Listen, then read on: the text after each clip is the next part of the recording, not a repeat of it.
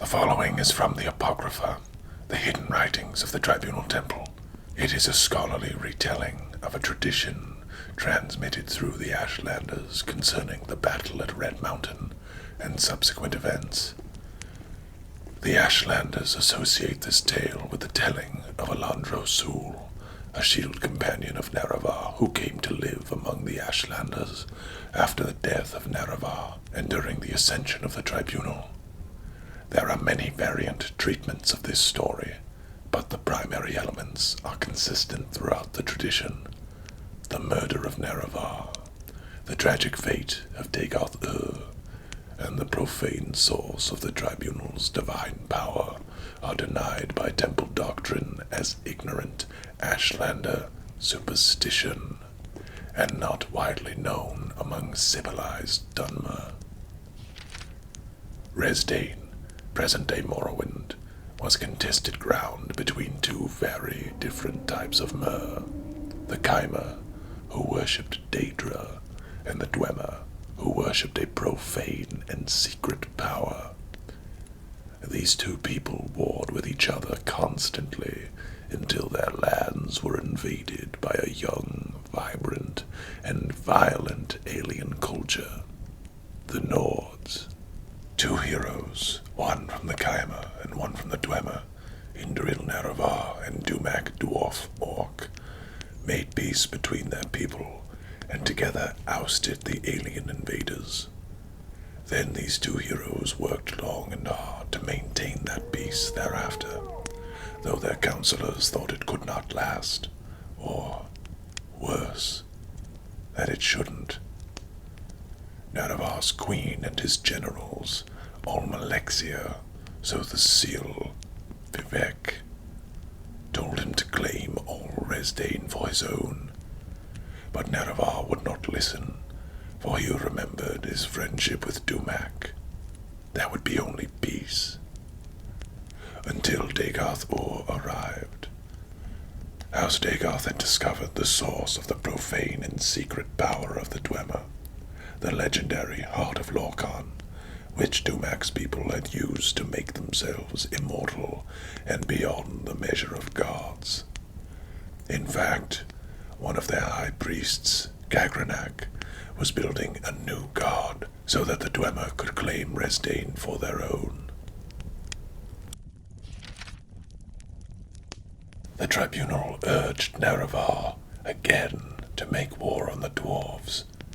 Nerevar was troubled. He went to Dumak, his friend of old, and asked if what Dagoth-Ur said was true. But Gagranak and the high priests of the Dwemer had kept their new gods secret from their king, and Dumak said the Dwemer were innocent of any wrongdoing.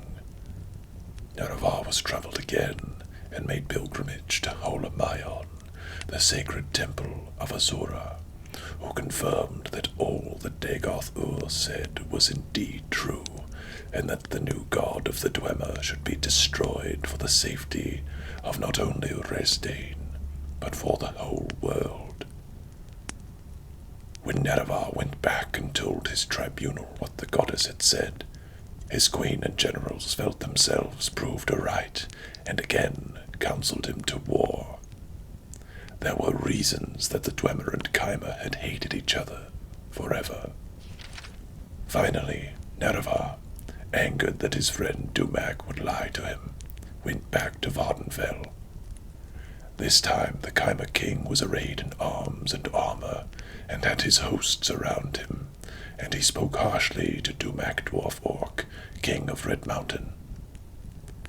"You must give up your worship of the Heart of Lorkhan, or I shall forget our friendship and the deeds that were accomplished in its name."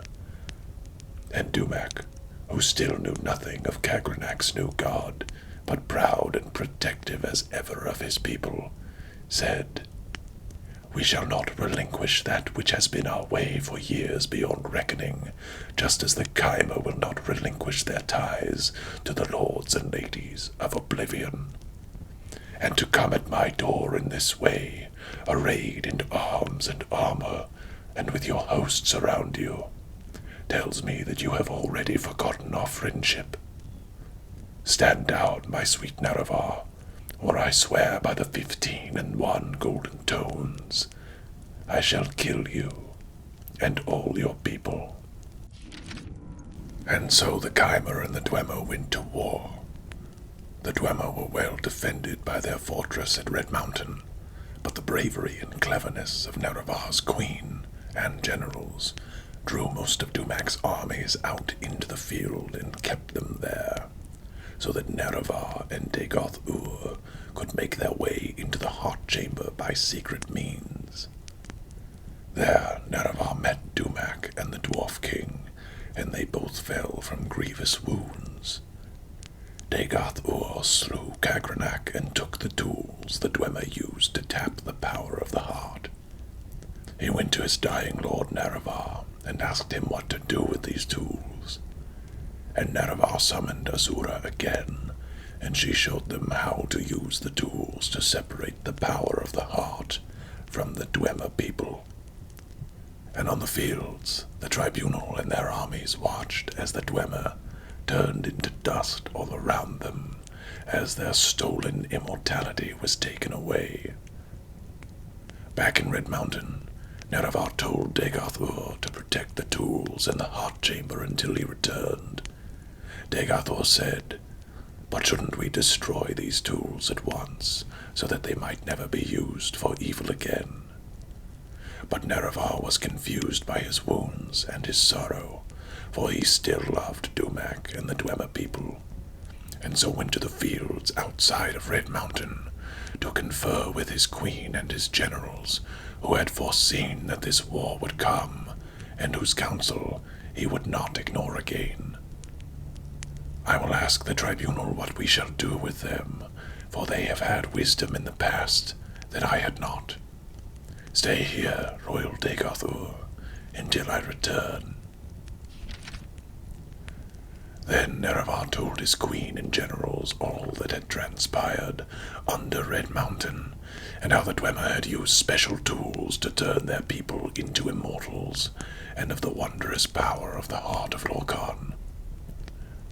The tribunal decided that the Chimer should learn how to use this power, so that Nerevar might claim Resdane and the world for their people. Nerevar did not expect or want this, so he asked his queen and generals to help him summon Azura yet again for her guidance.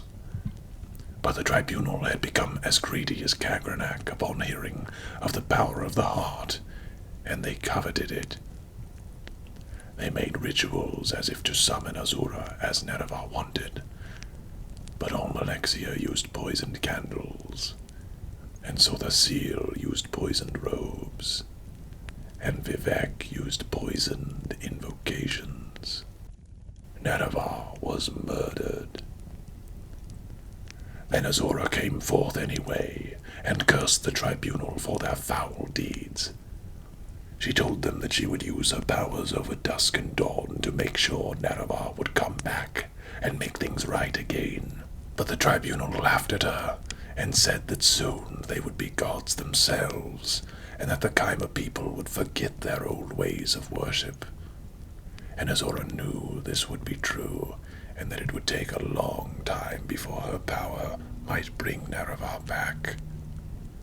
"What you have done here today is foul beyond measure, and you will grow to regret it, for the lives of gods are not what mortals think, and matters that weigh only years to mortals weigh on gods forever." And so that they might know forever their wicked deeds, Azura changed the Chimer into Dunmer, and their skin turned ashen, and their eyes into fire. Let this mark remind you of your true selves who, like ghouls, fed on the nobility, heroism, and trust of their king.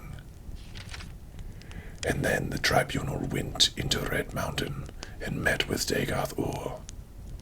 Dagoth-Ur saw what had been done, for his skin had changed as well, and he tried to avenge the death of Nerevar, but to no avail. He was driven off and thought dead. The tribunal found the tools he had been guarding, and, through study of Kagranak's methods, turned themselves into gods. Thousands of years after their apotheosis, the Tribunal are still the gods of Morrowind, and the old ways of worship are remembered only by a few. And the murder of Nerevar is known to fewer. But his queen and generals still fear his return, for the words of Azura linger long, and they see the mark of her curse on their people every day. And that is the story of Nerevar, as told by Alondro Sul. The Tribunal Temple does not want you to know this story, young ones, but I share it with you here today, in hopes of a better tomorrow. Now, let's head back outside. I believe the storm is over.